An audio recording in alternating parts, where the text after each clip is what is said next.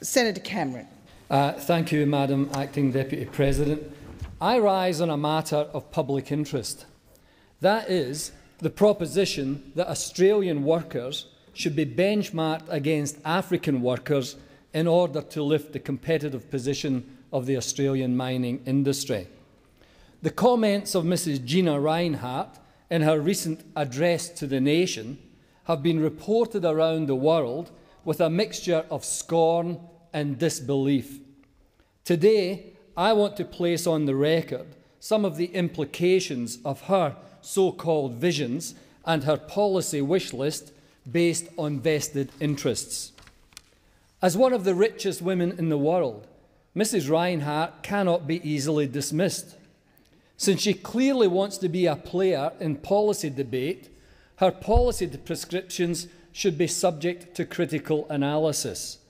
I would like to undertake some of this today. What are the issues raised by Mrs. Reinhardt? Mrs. Reinhardt believes, and I quote, "There is no monopoly on becoming a millionaire. If you're jealous of those with more money, do not just sit there and complain. Do something to make more money yourself. Spend less time drinking, smoking, and socialising, and more time working." Mrs. Reinhardt, in her most recent excursion into public policy debate, made the following observation, and I quote, "The evidence is unarguable that Australia is becoming too expensive and too uncompetitive to do export-oriented business." And I quote, "Africans want to work, and its workers are willing to work for less than $2 per day. Such statistics make me worry for this country's future." To underpin this vision, Mrs. Reinhardt has been a long-term supporter of establishing a Northern Australia special economic zone, where her company would enjoy special privileges unavailable to other Australians. She has set up a lobby group called Australia's for Northern Development and Economic Vision, ANDEV, to promote the idea. ANDEV is vigorously promoted by another of the cogs of the mining industry's propaganda machine, the Institute of Public Affairs. I note that Shadow Treasurer Joe Hawkey gave some initial support to this proposal until some crisis management was implemented by the Leader of the Opposition's office. The wish list from Mrs. Reinhardt continues the response from big business to the Leader of the Opposition's exhortations to business to advise him of problems with the current industrial relations system. Hardly a day goes by without some overpaid and underworked executive pontificating about the lack of productivity and the need for more flexibility in the Australian industrial relations system. Make no mistake about this. It is the political and business work choices cheer squad promoting their vested interests at the expense of the wages and conditions of ordinary working Australians. Mrs. Reinhardt's agenda must be analysed and understood in this context. I don't intend to spend much time on the bizarre proposition that if you stop complaining, spend less time drinking, smoking and socialising, and more time working, that this improves your chances of being a millionaire. The reality is that there's probably more chance of winning the lottery and becoming a millionaire for ordinary workers in working-class suburbs around the country becoming a millionaire than they would because they stop drinking, gambling and work a bit harder. My message to Mrs. Reinhardt on this issue is that she should take some time out from trying to run the country from her boardroom and get some experience of how the real world operates. Business leaders need to get out of the gilded towers of business and finance. They need to see the real world, not just the billionaires' compounds that line the Swan River and Sydney Harbour. They need to talk to real workers to understand the daily struggle of making ends meet that characterises life for many working-class Australians. Let me now come to the issue that Africans want to work for $2 per day and that this is somehow relevant to Australia's competitive position. The implication in this is that all Australian workers are greedy and lazy and should sacrifice wages and conditions in the interest of profits and overblown executive salaries. Let's have a look at the reality of life for workers trying to improve their working lives around the world. The 2012 survey of violation of trade union rights by the International Trade Union Confederation should be compulsory reading for business people and politicians who argue for free trade and competition with some of the most exploited and oppressed workers in the world. Those who point to $2 per day in wages in Africa have a moral obligation to explain why workers in advanced economies should be forced to compete against countries that allow business to violate workers' rights in the name of productivity and profit. In 2011, at least 76 workers died as a result of their trade union activities. They were killed by people who wish to exploit workers for their own greedy ends and who are determined to deny workers any rights.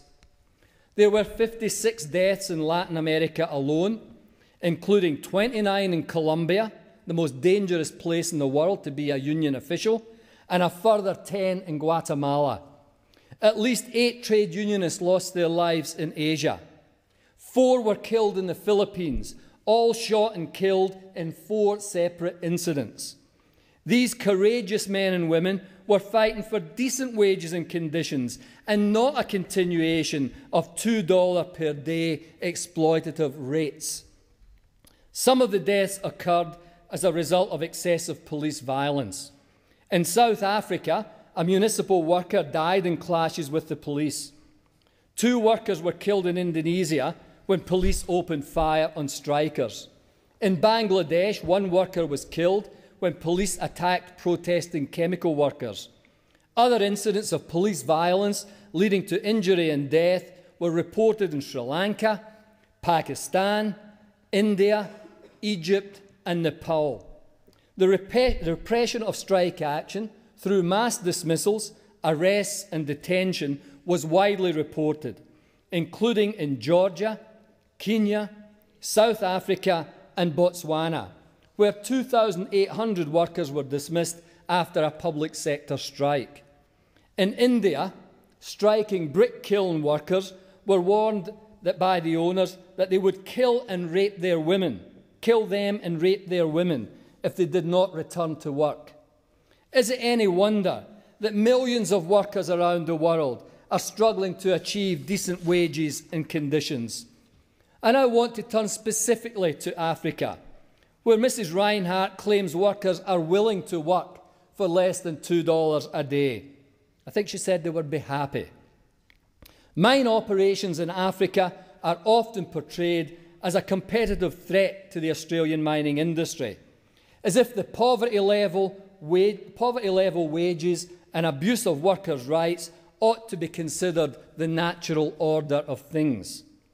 Let's have a look at the Marikana tragedy just recently that resulted in 45 miners being shot dead by the South African police. These deaths are in addition to 6 fatalities that occurred at that mine in the first 7 months of 2011. These were workplace deaths due to the lack of appropriate health and safety, and CFMEU National President, Mr. Tony Abbott, has drawn attention to the fact that Xstrata owns about 25% of Marikana's operator, Lonmin. I join Mr. Abbott in demanding that Xstrata, one of the biggest and most influential global mining companies operating in Australia, address the causes of the industrial dispute at Marikana. Xstrata have an obligation to resolve the issues that sparked the tragedy. The ILO mining specialist Martin Hahn, in a press release on the 24th of August 2012, said miners working in such mines as Marikana were often exposed to a variety of safety hazards: falling rocks, exposure to dust, intensive noise, fumes and high temperatures, amongst others. Is this Mrs. Rinehart's benchmark for African competition? $2 per day wages, unsafe working conditions, violence, intimidation and death. Does Mrs. Reinhart seriously claim that this is the free enterprise against which Australian mining companies and their employees must compete?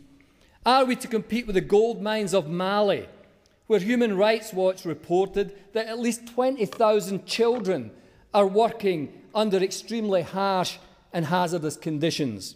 In a report published in December, Human Rights Watch stated, and I quote, "Children as young as 6 digging mining shafts, work underground, pull up heavy weights of ore, and carry, crush and pan ore. Mercury attacks the central nervous system, and it's particularly harmful for children." Is this the free market at work? Is this what Mrs. Reinhart wants Australian workers to compete with? Is it any wonder that African mine workers are paid $2 a day when they face systematic intimidation from joining a union and attempting to improve their wages and conditions?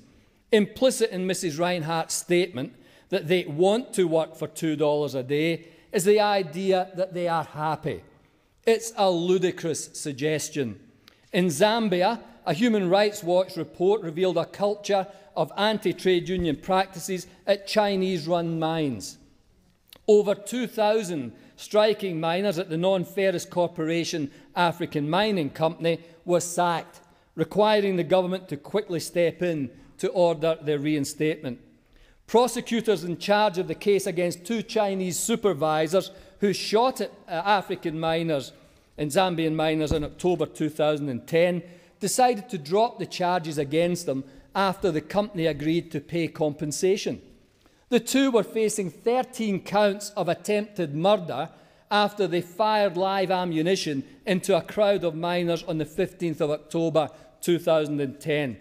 This was during a protest over a wage dispute that the Chinese-run Kolum mine, a major supply of coal to Zambia's copper and cobalt sector. Working conditions at the mine are extremely harsh, and wages are often no more than $4 a day. Against Mrs. Reinhart's benchmark, those workers are paid double the market rate. Human Rights Watch released a report in October 2011 outlining a string of workers' rights abuses at Chinese mining companies in Zambia. The report, "You Will Be Fired If You Refuse," outlines labour abuses based on interviews with miners between November 2010 and July 2011. The report reveals long working hours and appalling health and safety standards. Miners are expected to work 12 or even 18-hour shifts under conditions without adequate ventilation, which is a major cause of lung disease, and without vital safety equipment. Protests over these conditions are not tolerated. Outspoken union representatives faced retaliation, and the workers' rights to join a union were violated by managers, the research found. In addition to this, protesting Zambian miners have been arrested, and a culture of anti-unionism predominates. I do not have time to detail all of the abuses perpetrated against mining workers in Africa. I simply say that to characterise the deaths, the bullying, the intimidation and the unsafe work practices in African mines as a competitive disadvantage to Australia is reprehensible and obscene. And I take the view that Mrs. Reinhart should actually have a close look at what happens in Africa, why workers are repressed, why they are working on $2 a day, why they are being shot, why they are being intimidated, why their rights are being violated, before she comes out and argues that we should be competing against these workers. She should actually stop the argument for a special economic zone in the northern Australia, because around the world, special economic zones are synonymous with violations of workers' rights, intimidation of workers and deaths of workers. It's about time Mrs. Reinhardt woke up to herself.